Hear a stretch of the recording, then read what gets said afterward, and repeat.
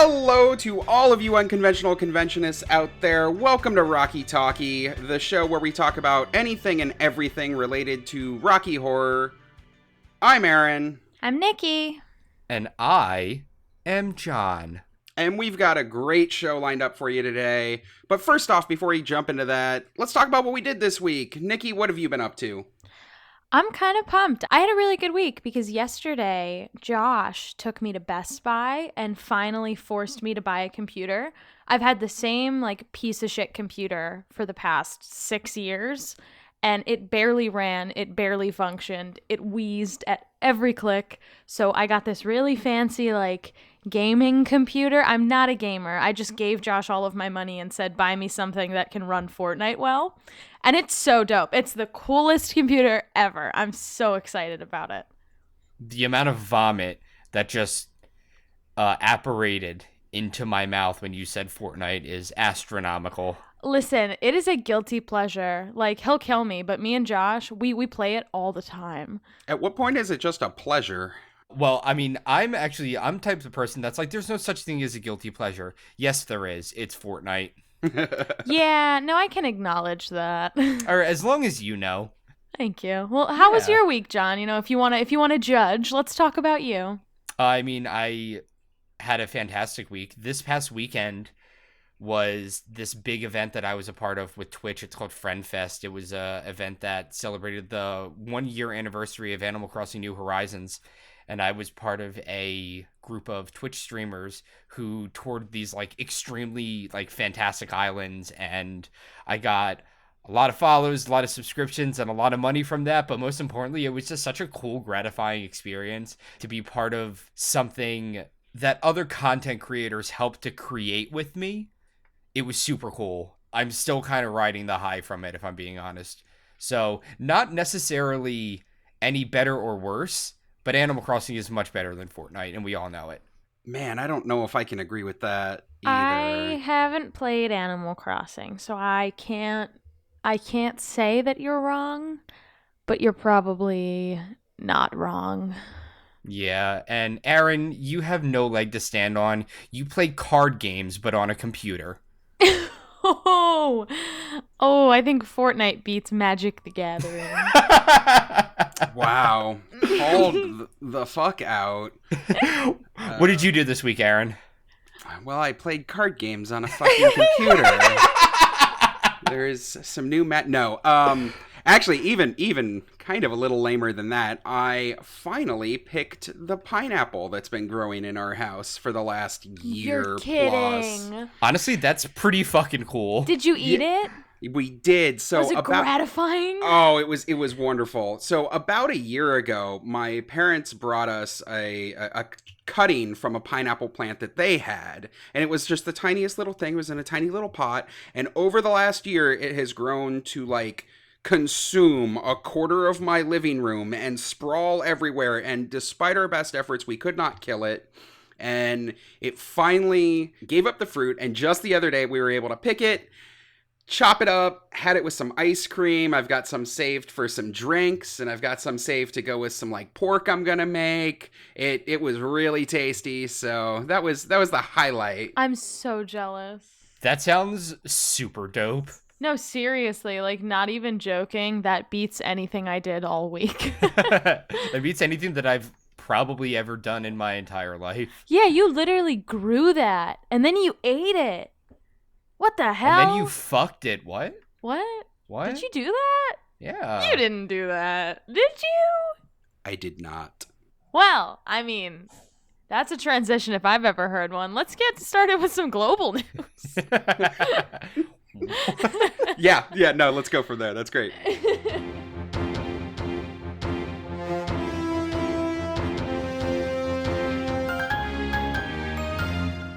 So we've got to start out global news on a bit of a downer this week.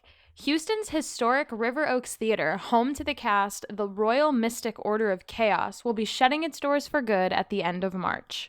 The River Oaks Theater was an 82-year-old art house theater that many have described as Houston's most loved cinema. It's hosted film festivals, showed movies by local indie filmmakers, and routinely showed midnight matinee films, including the Rocky Horror Picture Show. Never heard of it. Me neither.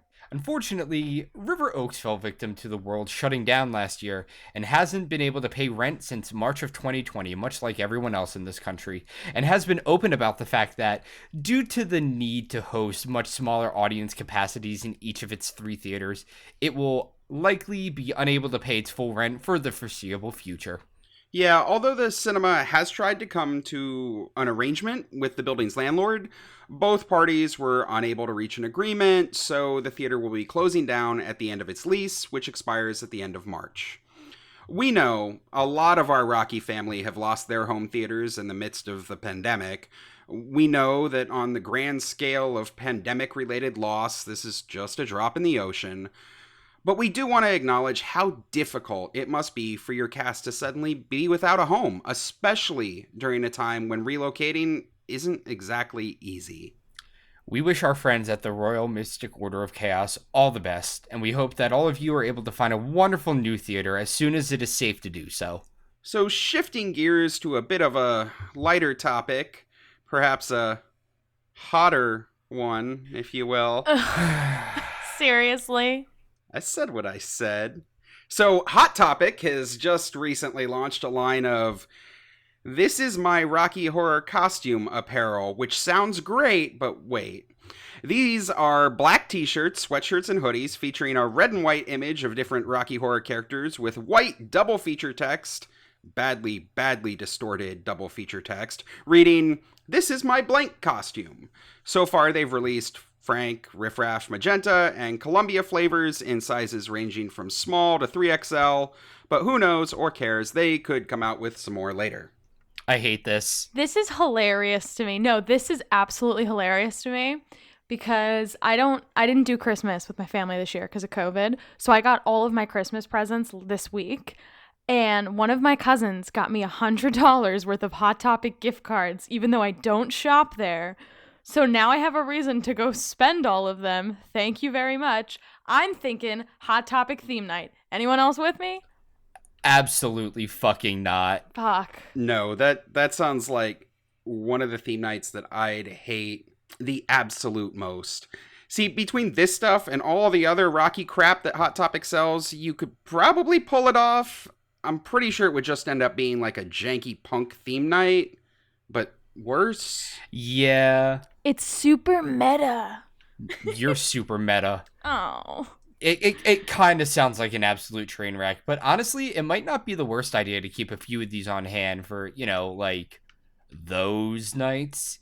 The ones that happen in the dead of winter when you've got 7 cast members, everyone's already double cast, and someone calls out last minute, and you need to ask one of the brand new prop tarts to fill in as Magenta or something. Like, the Magenta doesn't have a costume because this is only their 3rd night on cast. You throw them the shirt that just says, "This is my Magenta costume" to wear as a dress. And everyone's just like, yeah.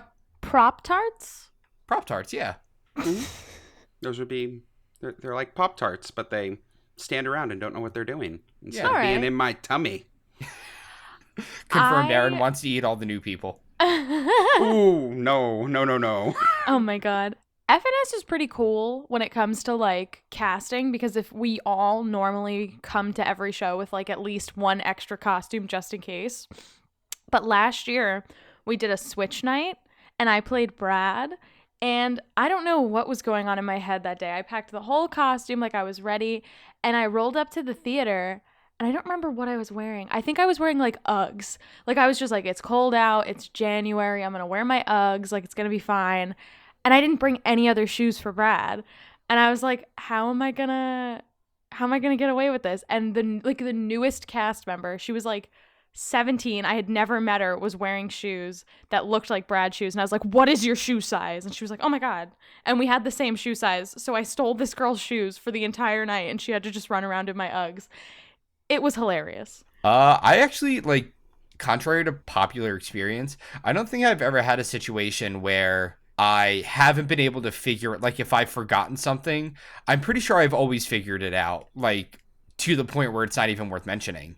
I've never gotten to the show and been like, oh my God, I forgot this item, and then been completely fucked. Kind of proud of that. Oh man, I have the exact opposite. I cannot count the number of times that I have screwed up my costumes and it's just ruined my entire night. I'll show up to the theater, I'll get my Eddie stuff on, I'll be all ready to go, I'll look down, and turns out I put my backup set of rings into my box instead of my regular set of rings. So Oh here my I am, right? God. I'm going on stage and like my tiger's eye doesn't even look like it's in the right setting, and I'm wearing a weird off-centered comedy tragedy ring.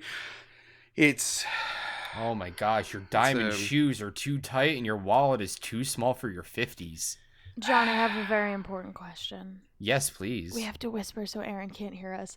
I Okay. think we should replace him with Jacob for good. Okay. Okay. you got to speak up. I'm glad we had this talk, Nikki. Jacob, I have a proposition. Sorry, Aaron, you're fired. Okay, see ya. Have fun. All right, bye, Aaron. So anyway, if you're interested in checking out these hilarious shirts or any of Hot Topic's Rocky Horror merch, we've got a link for you in the description. And with that, let's move on to community news.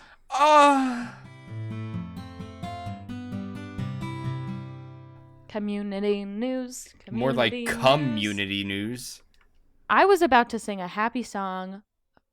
God. Okay. So a little behind the scenes here, guys. We're recording this episode at 6:30 p.m. on Monday afternoon, and about an hour ago, there was an extremely exciting post that went up on the RHPS 2020 Las Vegas Winter Hangout Facebook page. Oh, what kind of post? I haven't even seen this. Honestly, Aaron, neither have I. This is literally hot off the presses. Breaking news, even for us. Arturo Garcia from the Los Bastardos cast, who ran the 2020 Vegas Winter Hangout, just posted to the group, 2022. Ooh, that is spicy as fuck. So, like, there's no real info, but it sounds like maybe a winter hangout in the works for next year. You guys, this time next year, we could all be chilling by the pool in sunny Las Vegas, gambling away all our diamond shoes. We'll definitely be updating you guys as we learn more about what's going on. Get fucked, Aaron. One of us has lost a significant amount of money gambling in a casino, and it's not the guy over here who was recently fired. One of us has had a lot of fun gambling away his money in a casino. The other was a little cuck and just looked at the tables waiting for his opportunity, which never came. One That's of a us good fell point. asleep at 9 o'clock, and you all went to the casino without me. And one of them went wee all the way home. All right, moving on to some more community news. What do we got? So the Clinton Street Theater in Multnomah County, Oregon, currently holds the record for the longest consecutive screenings of the Rocky Horror Picture Show of any theater in the country. Nobody wants to react to that? Okay. So they started playing the movie on Saturday nights in April of 1978. And since then, they've hosted screenings of the film every Saturday without interruption. That is 42 straight years of playing the movie every single Saturday, no matter what. That shit is bananas. Good for them. I think I could do it. Sure, Jan. Give me 43 years. But everyone expected their streak to be broken in March of last year. However, the theater powered the fuck through the entire pandemic, playing the movie for private groups of 10 or less audience members. Often the only audience members were Nathan Williams, the theater's Rocky Horror MC, and like one or two of his friends. In an article for Willamette Week, Nathan, now 39, talked about his first visit to the Rocky Horror Picture Show back in 1999.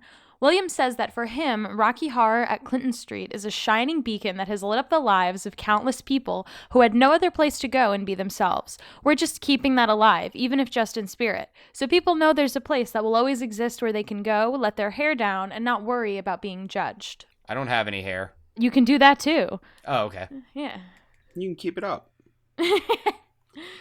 So, between the Clinton Street Theater and Nathan Williams, they've managed to keep the 42-year streak alive with virtually no audience.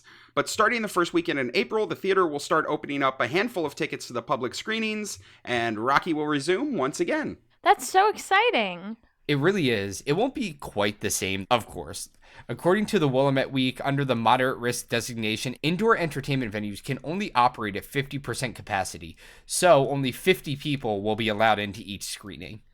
And because venues have a curfew of 11 p.m., the screenings won't be taking place at midnight just yet.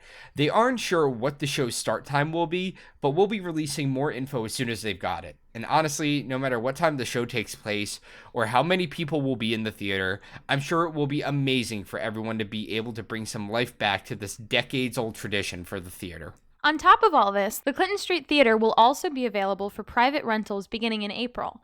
Bookings will be limited to 12 guests at a time, but they only cost $100 per hour. So if you and 11 of your closest, most vaccinated friends wanted to rent out the venue and put on a fun little Shadowcast in a historic cinema, now is your chance.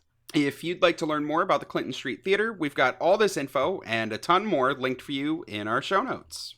Speaking of shows, we just want to remind you all about our community pre-show night.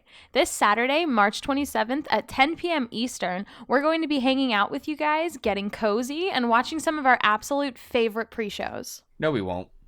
Yes, we will. I will be there. We really want to give a humongous thank you to everyone who has submitted videos. We've got so many, and we're in the process of finalizing the lineup.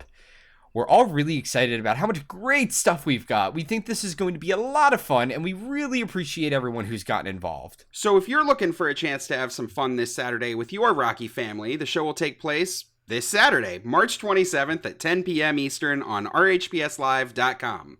We're going to be throwing virtual props, yelling callbacks with the whole audience, and just having a total blast with all of you. We can't wait to see you there. Whew. It looks like the powers that be decided that all was a little too much serotonin for our brains.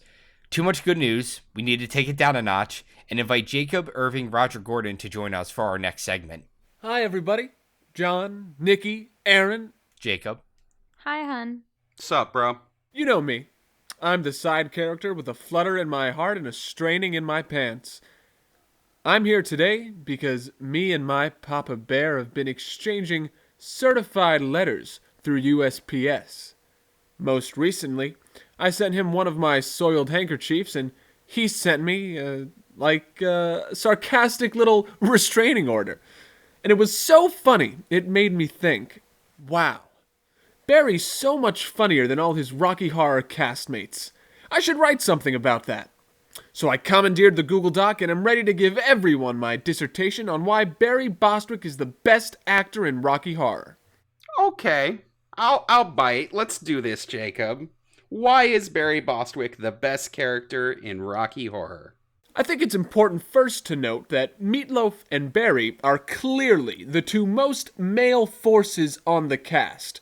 Peter Hinwood will not be taken into account in this ranking as he's actively disbanded himself from the Rocky community and alienated himself by managing an antique shop. Tim Curry has lost enough in his lifetime, so I'm not going to nag him in this because why kick a man when he's already immobilized in a wheelchair? Jacob! It would probably hurt your feet, for one. Yeah, that sounds like a bad idea on your part. And yet still I would do it. Just get it over with. Keep going. As I looked into Papa Bear and Meatloaf, I was surprised to see their difference in height. Meatloaf is a chubby little snack at 5'10", but Barry's the whole meal, coming in at 6'4", like Leonidas' towering visage looms over you and makes you weak in the knees. Now I could stop at their respective heights to highlight Barry's betterness, but I know Meatloaf personally. In fact, just the other day we were emailing about I would do anything for love, but I won't do that. And it came to light what he won't do is spend an hour or two replying to my emails. Suffice to say, Papa Bear has no issue sending me a tight little package full of words like within 10 feet and under no circumstances and litigation. While Meatloaf can't even be bothered to send me a single paragraph from the Miami-Dade County District Court. Not only that, Meatloaf is a lazy grifter. In 2016, while performing in Edmonton, Meatloaf fainted on stage. Meatloaf says it was dehydration, but before his body even hit the floor, the track was still running, revealing him to be lip-syncing the whole time. Dehydration? Really? You need your people to make the music for you as well as dance your body around like a meat puppet? Fucking lazy artist. Now look at Barry. He hasn't missed an appearance in years. Why, I've listened to everything ever he has done, and I can guarantee he's never used a recording. It would just hide the audiogasmic nature of his voice, a perfunctory je ne sais quoi that comes with every utterance. The man even sells his underwear. Just last week I made a bulk order and everything arrived on time and in pristine condition. Now that's the kind of artistic dedication I can get behind. But he's more than welcome to get behind me too. Charles Gray has a chin you can fuck, and Jonathan Adams, if you look online, seemingly stress-aged more between the stage production and the movie than Obama over 2 terms. I'm sure it was very hard for him to stand and talk and then sit in that wheelchair. Let's move on to Richard O'Brien, who in 2016 said that trans women can't be women. Yep, what I really love about Barry is that he knows how to keep his mouth shut and keep whatever idiot opinions he may have to himself. Now, on from the boys. Nell Campbell. I don't know if you've noticed, but what really sets Nell apart is her tendency, like Janet Jackson at the Super Bowl, to lose track of her nipples. Oh, for fuck's sake. Barry is a much more organized person. If you're seeing his nipples, it's because he wants you to.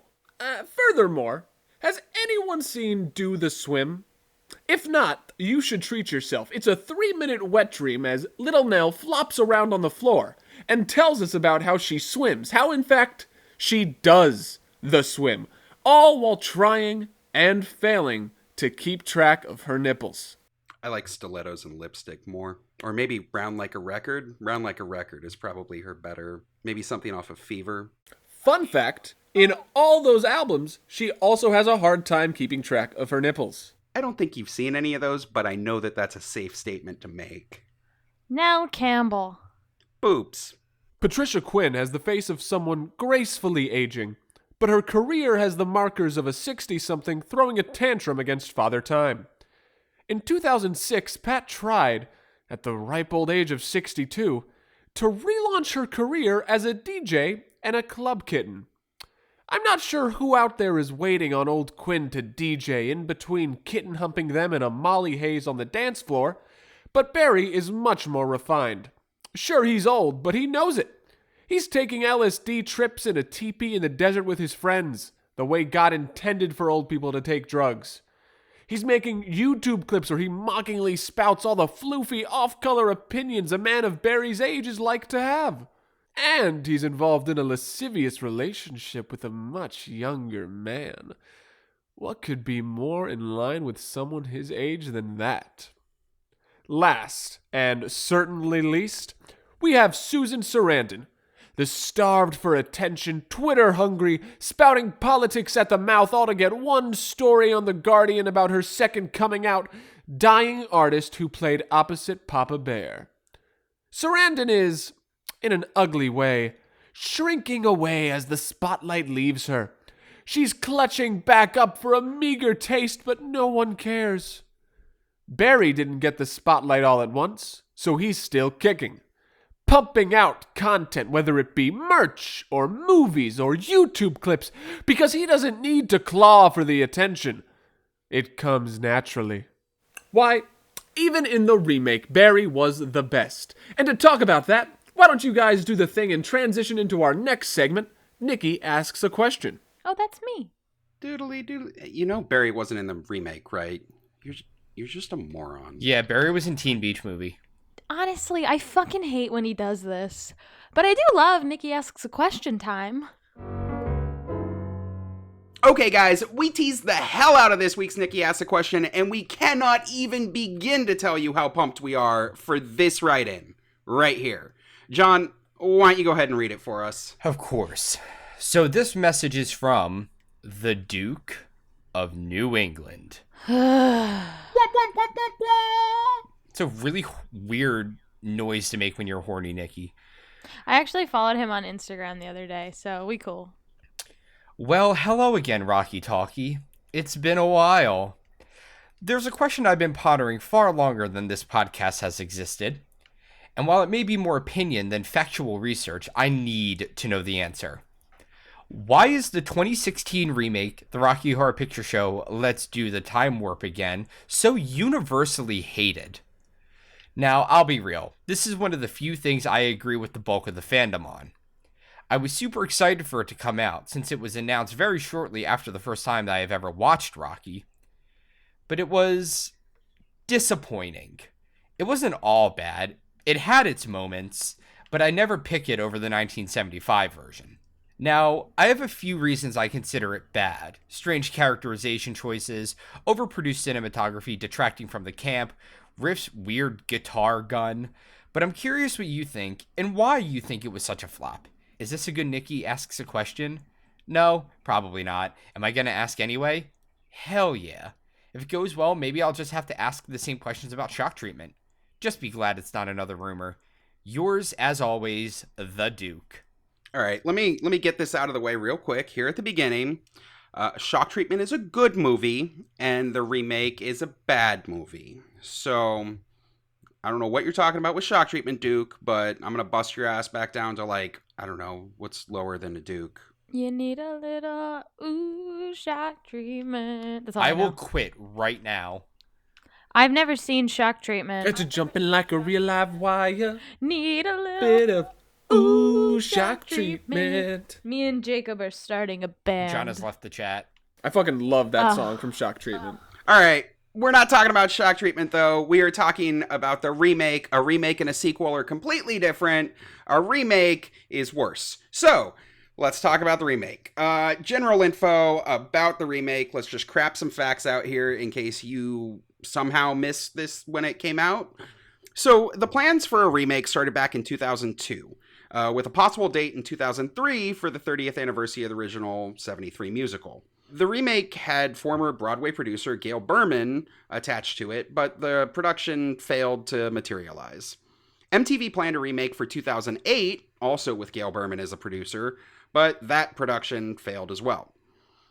So, coming around 2015, Lou Adler, he was the producer for the 1975 film, served as a co-producer for the new remake movie that eventually got made. He worked with Gail Berman and Kenny Ortega, the director. So this creative team remained faithful to the original script and music, but had a new reimagining of the story. Rehearsals started in January of 2016, and filming took place between March through the end of April of 2016. It eventually released in October, around the Halloween season, probably the best time to release something for Rocky. And in December, later that year, an extended cut was finally released that contained Brad's song Once in a While. It was shot and cut from both the broadcast and the original version, so they kept that. And it also included an extra scene at the end credits that had the Bright Red Lips singing the reprise to Science Fiction double feature. The commercial breaks were replaced and all that other stuff, but in general, it's pretty much the same thing that you saw on TV. All of this they wrapped up and produced for around $20 million for the Fox network, and it aired in primetime on Fox. The film's director, Kenny Ortega, was originally a choreographer throughout the 80s. His first directing roles were Newsies and Hocus Pocus, and he's responsible for films like Xanadu, St. Elmo's Fire, Pretty in Pink, Ferris Bueller, Dirty Dancing, and To Wong Fu, Thanks for Everything, Julie Newmar. Ortega has multiple Primetime Emmy Awards for choreography, and by 2016, he was most known for directing the High School Musical trilogy. Oh. Yeah, if you didn't know that, now you know. Now I know. Yeah. Let's talk briefly about the remake cast. No. Okay, never All right. mind. So you have Ivy Levon as the usherette. You have Victoria Justice from Nickelodeon, Victorious Zoe 101, playing Janet Weiss. Staz Nair as Rocky. Christina Milian as Magenta. And then, of course, you have Tim Curry as the criminologist. Adam Lambert played Eddie. He was the 2009 runner-up on American Idol. He is extremely hot. Oh, my God. You've got Reeve Carney, pre-Hadestown, playing Riff Raff. Annalee Ashford as Columbia. Ryan McCartan, OG JD from Heathers the Musical, playing Brad freaking Majors. Ben Vereen as Dr. Scott. And then, of course, we have Laverne Cox from Orange is the New Black, playing Frank. It's a great cast, but we know that doesn't make a movie. Let's talk about the problems. Why does the community hate it? So if you ask 50 people in the community, they're all going to tell you 50 different reasons why they hate it. Let's talk instead, right off the top, about all the things that the critics said and that generally the world said about why this wasn't even a great remake to begin with. All the points we're going to be making are pulled directly from articles from Vox, Time Magazine, Variety, the New York Times, USA Today, and a bunch of others. But I think we all know we've heard many of these same complaints levied by members of the community. There's a few points here that we certainly don't agree with and are obviously over the line, even for 5 years ago when the remake came out. But we're going to go through them aware that this is what the mainstream media was saying about the remake. It was big news at the time, as you can tell by the massive amount of press articles you can still find even today. I promise we'll get to our opinions and more about the community reception in just a minute. Disclaimer done. Here's what the critics had to say. First off, Let's Do the Time Warp Again tries to honor Rocky Horror's legacy, but they use an incredibly stupid framing device in order to do it. When the remake opens, you have the usherette, Ivy Levon, and she's singing science fiction double feature as she preps a crowd of Rocky Horror superfans to sit down and watch the movie in this giant movie theater castle thing. Unclear. So this frames the action of the movie as a film within a film, and it allows the on-screen audience to provide classic audience participation moments. And that's probably the most original and boldest thing that this thing even does. The crowd then pops up sporadically throughout the rest of the show, mostly for audience participation bits. But the juxtaposition never really makes sense. It sort of comes off as a half-hearted attempt to bring some meta commentary into the mix, but it just kind of reads as weird. Viewers without any knowledge of the source material will be really lost with how this is framed. Vox covers this really well in an article about the movie where they state, "The flat sets to the stilted acting to the LeMay costumes makes Ortega's Rocky Horror feel like it takes place at a middle school dance." And unfortunately, they're really not wrong. So Fox had done a live production of The Wiz in 2015 and Grease earlier in 2016, which I loved both of them. I don't care what anybody says. Fuck all of you. So they proved that they could produce a relatively successful send-up. The remake managed somehow to feel both less ambitious and more bizarrely bland than Grease. But then again, if Fox wanted to put on a live Rocky Horror, it would have had to look elsewhere for its cast. Right. Not to diminish any of these actors, but the cast just isn't really up to snuff for Rocky Horror, even for a remake. So you have like strong individual performances, but they don't really make a whole. And while Columbia, Brad, Dr. Scott, Eddie, Riff, and Frank were all good, they had none of the chemistry or flow that permeated the original. Everybody is practically in a different show. And when you add in the performances that didn't work well... Victoria Justice's Janet doesn't make any attempt to go on a journey. She literally has one mode, and that's peppy. And Kenny Ortega failed miserably when he let Christina Milian's performance make it past the rehearsal stage. Her magenta is both unfaithful to the original while simultaneously offering up absolutely nothing of redeeming value, and manages to be a hideous distraction every time she's on screen. And as for Rocky, if Frank's perfect sex toy man shows up in a fucking safe for Disney board shorts, I think someone got the recipe very, very wrong. I feel like this is anatomy because I wear board shorts as Rocky, so whoever wrote this script, fuck you. You're welcome. That was Jacob. You're just mad I'm a hotter Rocky than you'll ever be, Jacob. Versions of you as your hotter Rocky self haunt my dreams, John. Speaking of haunting dreams, Tim Curry's Criminologist, okay, it's appreciated, it's heartfelt, but God, it's just a reminder that we're all going to die, and some of us in particularly less dignified ways.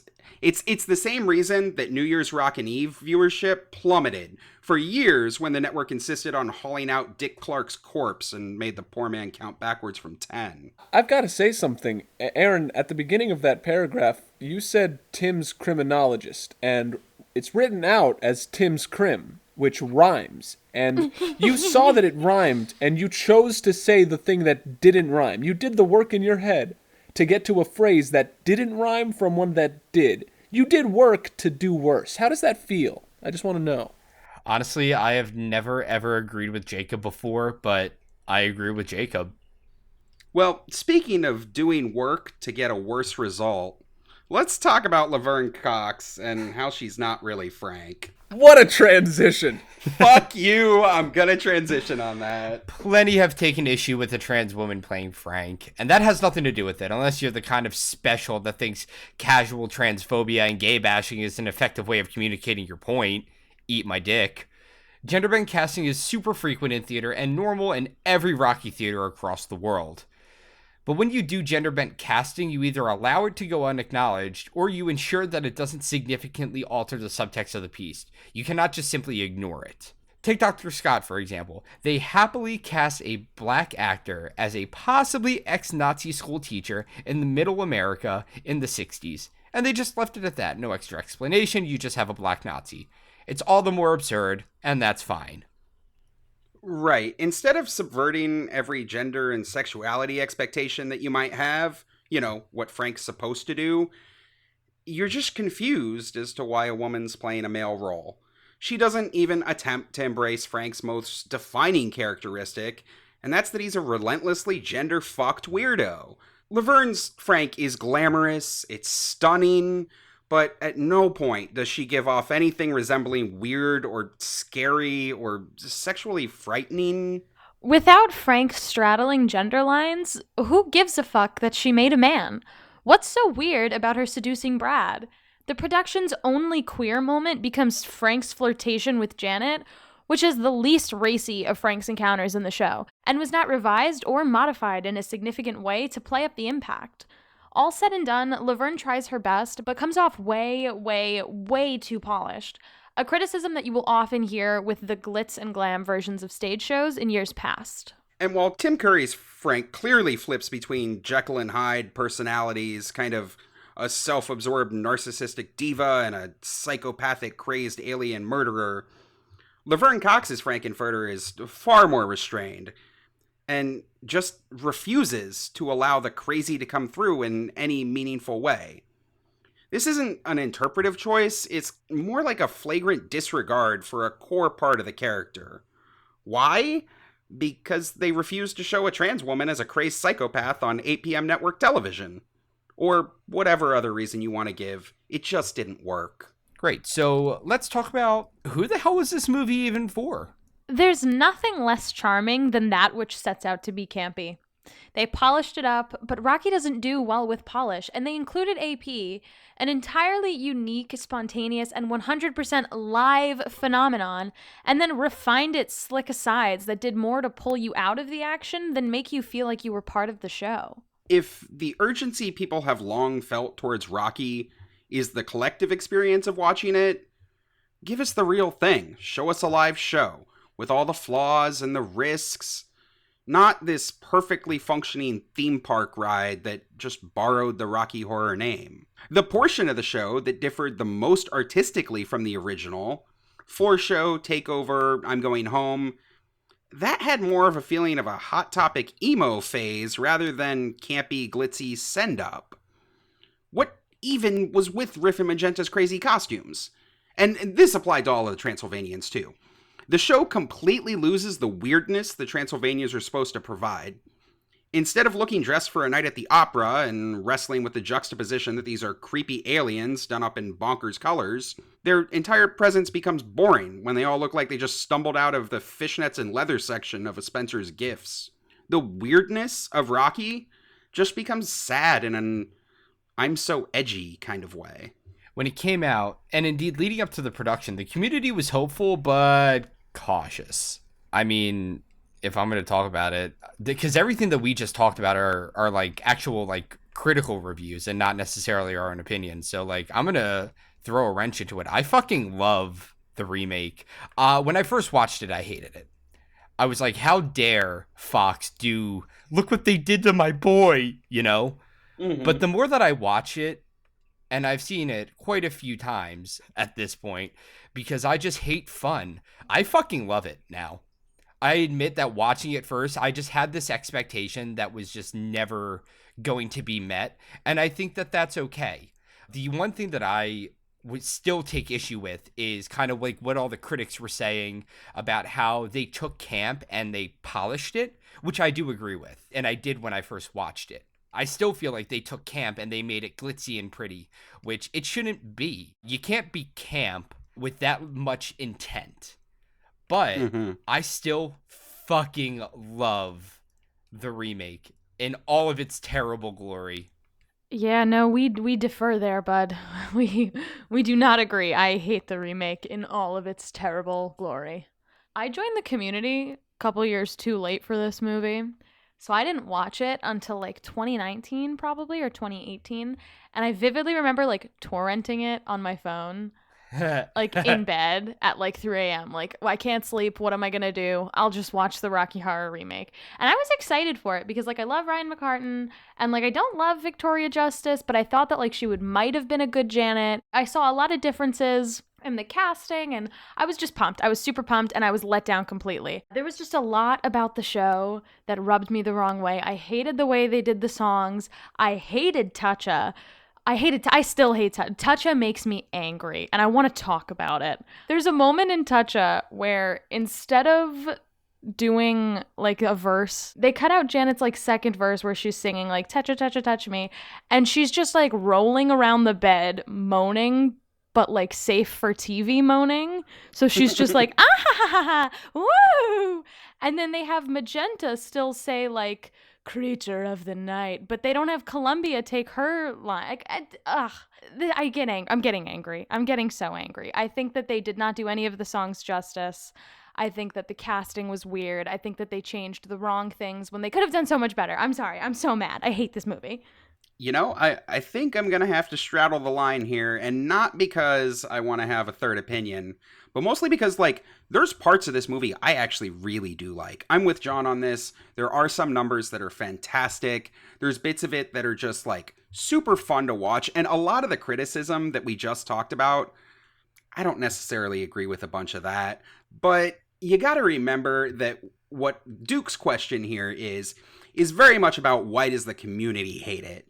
And I think that being around then gives you a bit of an understanding of how excited everybody was to see this thing, right? I mean, it had been 30 years plus since the movie had come out, and everybody had been talking about remakes forever. There were rumors in the 80s that Mick Jagger was going to do it. There was rumors in the 90s that there was going to be a remake with Marilyn Manson. There were rumors, like, all over the place, and finally we got it, right? Like, everybody organized big giant viewing parties. I know Meg and I crammed ourselves into a tiny apartment in Brooklyn with about 30 other people from the New York City cast. It was so exciting. We were so engaged. Everybody was ready to go, and you could just feel the energy deflate as the evening went on. Like, frankly, we would have had a better night if we'd all just watched the 2015 live stage show version. At least that felt like we were watching Rocky Horror. It wasn't until a while later, and having watched this a few more times, that I kind of gained an appreciation for it. And maybe that's just a bit of Stockholm Syndrome. But no, I think it's real. I think there's actually something there that's not horrible. And the community's hate for it is very much throwing the baby out with the bathwater kind of thing. I don't know, Jacob, what do you think about it? You saw it when it came out, right? I actually joined the community a bit late to watch it when it came out, but I did not enjoy it. I really liked the guy who played Brad Majors, Adam Lambert, and I enjoyed parts of Eddie's musical number because there was the motorcycle and it crashed in through a window. It was very, very cool. Was enthralled by that part. But what I really like about Rocky Horror and why I enjoy performing it is because I feel like it's such a garbage pile. Like, it's such a trashy movie. None of it makes sense. There's a million plot holes. And there's something that feels artistically inventive and fun about putting yourself, like, doing the best you can with a really trashy piece of art.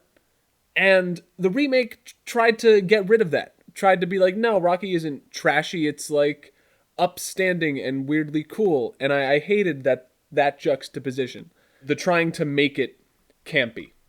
Yeah, I am going to completely agree with you, Jacob, that's kind of my main issue with it, because I don't like the idea that they tried to say that this, like, campy, trashy movie is cool, you know? Like, Rocky was never cool.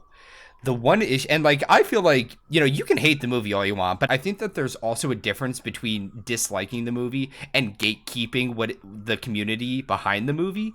Because, like, for the people that are like, well, Laverne shouldn't have been Frank because Laverne is trans, fuck you. Like, I mean, you can dislike Laverne's choices to play Frank, but, like, can we not, like, gatekeep what Frank is or isn't, should be represented as? Can we not gatekeep whether or not fucking Dr. Scott needs to be white for it to work? Like, Right. Like, that's the bullshit that I hate. And, like I said, you can hate the movie all you want, but, like, let's not gatekeep the characters, especially when somebody like Tim signed on to do this movie. He clearly had, or at least at the very least, they attempted to have the original Rocky Horror spirit in mind. But hate it all you want, you know? Like, I totally understand. It's one of those things that's like, I like it, but I totally understand why people don't.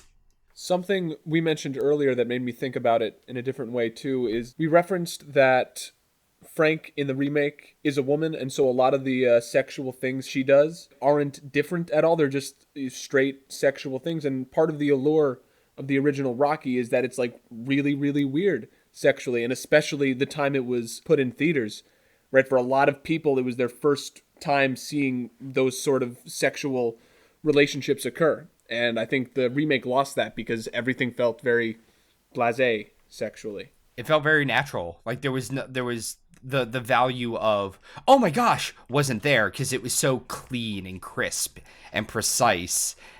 And that's the one thing that I loved about Rocky, is that it wasn't clean and precise. It was dirty, it was grungy, it was something that nobody had ever seen. At this point, we've kind of seen what their version of Rocky was. So yeah, like we've said here, a lot of the Rocky community has felt a compulsive need to hate this adaptation far more than is justified. And that's the key. If you look at it and want the original with a fresh coat of paint, if you're just looking for a remake, well, you're not going to find anything of redeeming value. But if you think about it in the grand tradition of, like, the Rocky Horror Show, and really any stage show, where every new production is room for a reimagining, and may do things better, worse, or simply different from the original, well, I think that there's a lot more to offer. They figured out how to fix the pacing in Dinner Scene. No small feat. And Planet Schmanet, I hate to say it, is actually a visually interesting scene, instead of a throwaway to simply get all the characters and the action back to the lab. I cracked up when Frank was dragging Janet by her hair across the screen. It was like the funniest part of the whole movie. And don't even get me started on Hot Patootie. I love the version of Hot Patootie that's in the remake. Meg and I even did Eddie and Columbia for the remake blocking screen accurately, and it was cut into our April Fool's show a few years back. So you get to Hot Patootie, the movie just switches to the remake for Hot Patootie and switches back. And boy, that's a hell of a lot harder than anything Meatloaf does. Like, he is passing his microphone back and forth from hand to hand. He wraps it around himself. He turns different directions the whole time. Surprisingly, the mic's almost like has continuity, which is very nice, except for this one part where it jumps from hand to hand. That's fine. It's hidden behind a cut, so you can swap it. Not important. What is important, those costumes, though. I fucking love the costumes for Eddie and Columbia during Hot Patootie. And let me tell you, when you're trying to recreate them, costuming is so much easier when you know that all of the products are actually on the shelf today at your local store, and you can go buy them. Not to mention that there's actual honest-to-God YouTube clips where they show off the costumes from the remake, and you can just go through them slowly and see all the little details. They're in high res. It's fantastic. The original artwork that's on their shirts, super easy to replicate in Photoshop and your local print-on-demand t-shirt service. And then you just got to buy a lot of studs, some expensive leather jackets, a $400 pair of boots, and have a lot of patience, a nice sewing machine, and have to cope with a bunch of broken needles. But man, that was so much fun. I loved learning that. And the fact that it was part of Rocky in general, and like a cute thing to throw in, I didn't care it was from the remake. It was just so much fun. So the attempt to acknowledge the community is not done in malice, and it's generally positive. Like, they didn't make their audience members any crazier than the community or, like, more outlandish or anything. They even put Sal in as the photographer at the beginning of the film. But, like, whew, did it fall flat. And it seemed like they were resigned to it, and it led to the poor framing and created a ton of pacing issues. I don't think anyone can say with a straight face that everything about it was horrible. It was certainly different, but no different than a stage show where Frank rides in on a giant penis, or Columbia plays guitar instead of tap dancing, or Dr. Scott doesn't have a German accent. But I think that that's a lot of the problem that the community has. They weren't doing an adaptation of the stage show. They were doing a sanitized, made-for-TV remake. And that's just not what the community wanted. Apparently, the community either wanted a grand, self-indulgent, erotic, absurd send-up, or something completely out of left field, original and different. And what we ended up with was Nickelodeon, American Idol, and High School Musical. Even with that, I don't think anybody in the community would have been happy regardless of what they had put out. Let's talk about this real quick, and I think that this will completely illustrate the point here. What would we want in a remake? The four of us. If we were going to pitch a new remake to Fox, what would want to be in it? For me, personally, number one thing, I want to see the original stage show converted to film. I want to see the original gritty, I want to see the version of it that isn't the glamified version that we saw in 75 and isn't the pop culture thing that they did now. I want to see the raw version of it from the original stage show. That's my remake. What about you, Nicki? What's the remake you want to see? The thing that I want most in a remake, or in Rocky Horror in general, I feel like nothing would ever be 100% perfect, but I would love to see a rendition of Rocky Horror where they completely follow the Roxy arrangements. I love the Roxy album. It makes me so happy.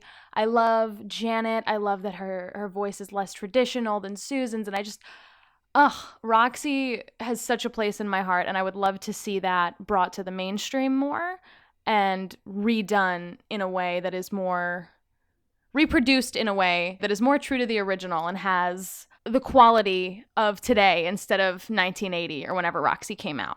I just want Christian Borle to play Frankenfurter. No. Robert Sheehan, Frankenfurter. Who? Klaus from Umbrella Academy. He was born for the role. Do you know who Christian Borle is? Yes. And you're saying that Robert Sheehan, some rando, Not a rando, would be better than Christian fucking Borle? Sure, Jan. Sure. I'm feeling who is disrespected. Oh, you see, I thought John was crazy. Turned out I just Googled Christian Bale. Yeah, I want Batman as Frank, actually. And 'tis up. Batman. I'm Batman. I'm Batman. Oh, I see it now. I'm looking for Rocky Horror. Where is he? Oh, I see Christian Borle now. I see it. Well, here's my thing. Christian Borle would be a great Frank. Robert Sheehan, I don't even think he sings, so like doing that would make sense. But I look at Christian Borle and I just see Shakespeare. And I know that is perfect. He'd be a great Frank, but it would take me out of it completely. I'd be like, bring out Nick Bottom. Like, because Something Rotten was like the first musical I ever saw. So like, I'm very much just like, nope, I'm stuck in my ways. I'm sorry. That's why I couldn't watch 13 Reasons Why. Because Hannah Baker's dad is Nick Bottom. Oh my God, he is. I didn't even think of that. That's and funny. Shrek. Well, see, here's the thing. Right before COVID, I went to go see the Off-Broadway Little Shop revival, and Christian Borle was Orin Scrivello. He just radiated this, like, intense Frankenfurter energy, and ever since I saw him in that, I was like, this man needs to play Frank. Also, another cool Frank that I would love to see play Frank, while we're on the topic of it, as much as I would love Christian Borle, I feel like it would be awesome, dope, challenging, and he would do fantastic. I think somebody that, even though this probably won't happen, because to my knowledge that this individual has retired from acting, I would love to see John Cameron Mitchell play Frank. Oh, yes, please. Absolutely love it. So I have a hot take about Frank, actually, because me and Andrea often will recast remakes of Rocky Same. Horror just for fun. Me and Rowan do it all the time. And the other day we were researching, like just looking on TikTok at like what other people want for a remake just to see. And somebody made like a joke one. And they made Peter Dinklage Frankenfurter. But if you think about it, Peter Dinklage can sing, okay? I saw him in Cyrano, and he was amazing. He's hot. I know that Meg would absolutely lose her shit. I wouldn't hate Peter Dinklage Frankenfurter. Yeah, I agree. I would absolutely love that. Yeah. See, why are we doing the work for Fox? Right? Well, if you want some hot takes, let's see what Jacob has to say. Thank you. That leads perfectly into my idea, because what I really want is something that reminds me of Scary Movie, but without any punchlines. I just want it to be really weird, and I think Tyrion Lannister as Frankenfurter would fit into that. Like, what I was thinking about is bedroom scene in the first one is great. That moment where Frank's eating out Brad, and Brad shoves his legs in the air and he fucking coming while some dude's eating his ass out. It's like crazy, right? It's absolutely insane to see in a real way. Just think of the things you could do with Tyrion Lannister as Frank. And I think that sums it up. Even if they gave all four of us exactly what we wanted, we wouldn't be happy with it anyway. But we all agree on Peter Dinklage Frank. Yeah, actually, like, fuck everything that I said. I love both John Cameron Mitchell and Christian Borle as Frank ideas, but, like, Peter Dinklage as Frank would actually be fan-fucking-tastic. Harry Styles Brad. I rest my case. You've got to acknowledge what it did for the community, though. While this may all be purely anecdotal, I know that we saw the effects on our attendance long after it aired. Much like Glee, it drew a lot of people in to see the film that had never shown interest before. Airing during Halloween, it's difficult to track week to week, but I know we sold out shows all through the middle of 2017 just based on people coming to the show who had only seen the remake. And at the end of the day, I mean, just like Glee, that's a great example. That's all we really care about, right? Keeping Rocky in the social consciousness. And boy, it did that. I mean, you've got people joining casts now. You've got people on the New York City cast now. You've got people all over whose introduction to Rocky was seeing the remake. Just like people come in and they say, honestly, I saw it first on Glee. We're getting people who say they first saw it in the remake. And you know what? I don't care how you came to Rocky as long as you're here now. Enjoy the party, right? Can we do a Nicki Asks a Question about the Glee episode at some point? Please no. I just really love it. I have nothing to say about that. I mean, content warning, Will Schuster, but... Content warning, Matthew Morrison. Content warning, Matthew Morrison.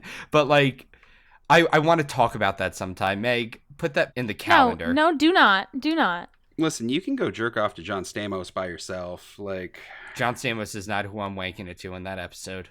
Do not say what I think you're about to say. You do not wank it to the M-word man. The M-word? Who's the M-word man? Yeah, I don't know Matthew what that's Morrison. Right, we hate him. Yep. about. I'm all about Sue. If you say his name 3 times, he will appear. Oh. And that's our show. We want to thank the Duke of New England for writing in with this fabulous question. We love getting to sift through that train wreck, pick out the fun bits, and rip into the parts that sucked. If you'd like to submit a question for us to answer on air, or write to us with some community news, or even just share a cool story about your time in the Rocky Horror community, go to our website, rockytalkiepodcast.com, and fill out our contact form to share with us. We really enjoy getting to hear about all the cool stuff you guys have been working on, and we love having the opportunity to share it with the rest of the community. If you're enjoying Rocky Talkie, please help us spread the word about it. All you gotta do is go rate, review, and subscribe on iTunes. It helps us make our podcast more visible to new listeners, which helps us to grow the show. We're on Facebook, Instagram, and TikTok, all at Rocky Talkie Podcast, so please go check us out. And if you like us and you want more content, hit us up there or on any of the social medias. We can't wait to see you guys this Saturday for Community Pre-Show Night. We'll talk to you all next week. Bye! Bye! Bye, bye, bye, bye, bye. Matthew Morrison. No! Bye.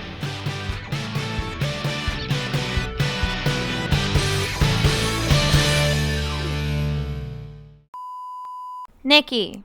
John. Aaron. Jacob. Nicki again.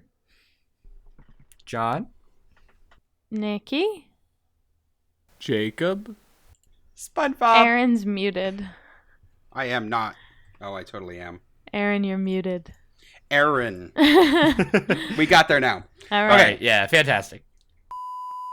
That looks like a Jacob line. I was fired. Oh, yeah, Jacob. Why don't you hop on it? Is Jacob recording? Now I am. Please.